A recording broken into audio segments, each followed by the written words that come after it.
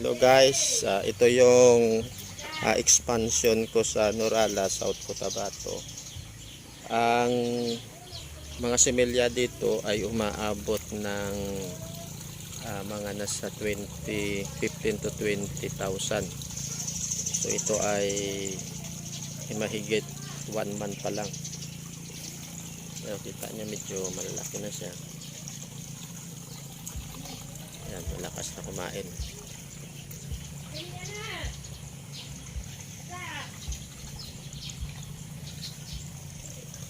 Sa ganyan kalaki ang pinapakain namin ay starter floater na yung brand ay Tati. Yung isang sako ay 880 pesos, 25 kilos po yan isang sako.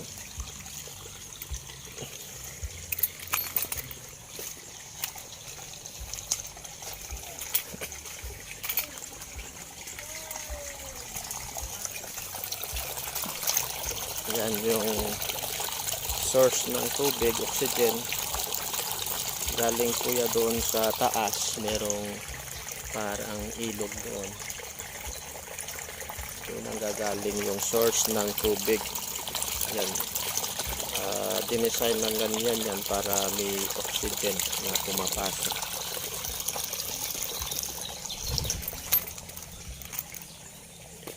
Yan guys, ang mga pans. So ito naman nilagyan ng ganito para ito sa mga ibon, kasi merong mga ibon na kumakain ng maliliit na mga tilapia.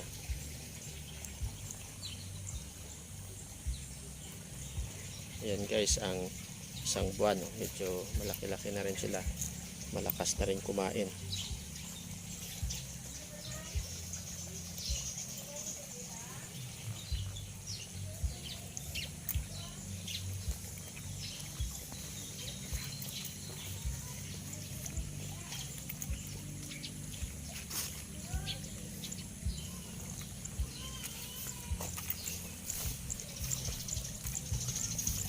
Ito meron ding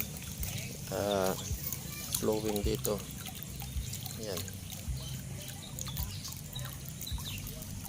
Mas maganda yung pond mo, yung ganyan, kikita niya medyo nagagreen yung tubig kasi maraming potassium yan, maraming pagkain. So madaling lalaki yung mga tilapia pagka ganyan.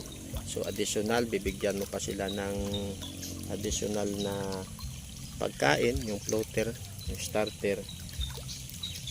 Mabilis lang lumaki, within 4 to 5 months lang ay pwede nang harvestin.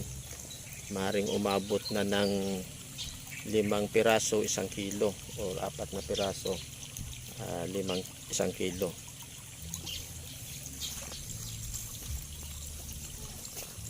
So yan, malakas yung ano ng tubig, para dinisign ng ganyan yan para yung tilapia ay mas masarap kainin, ano, pagka ang tubig hindi nakastagnan, tuloy-tuloy. So laging bago yung tubig. Kaya lang yung disadvantages niyan ay pag laging bago yung tubig, matagal mabuhay yung mga lumot. Maganda kasi merong mga lumot para yun ang maging source din ng pagkain nila, mas mabilis silang lumaki. Yan guys. So bali anong kahon ito? 1, 2, 3, 4, 5, 6 na maliliit na kahon. So itong area na ito, maabot din ito ng more or less nasa 1,000 square meter. 1,000 square meter. So nilagyan namin ng 20,000 na mga similya ng tilapia. So dito nang gagaling yung source ng tubig. Yan yung source ng tubig guys. Merong yan naman ay yan.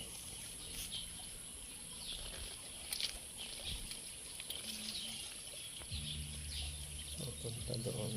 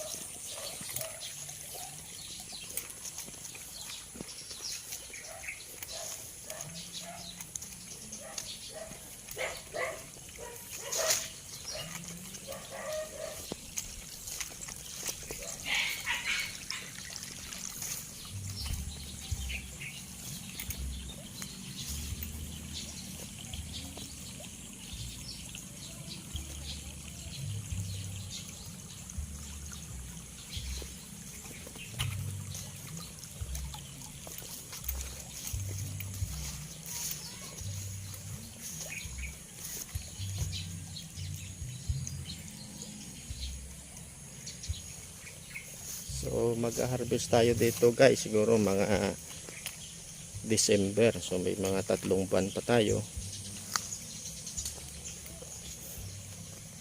Tamang-tama ito.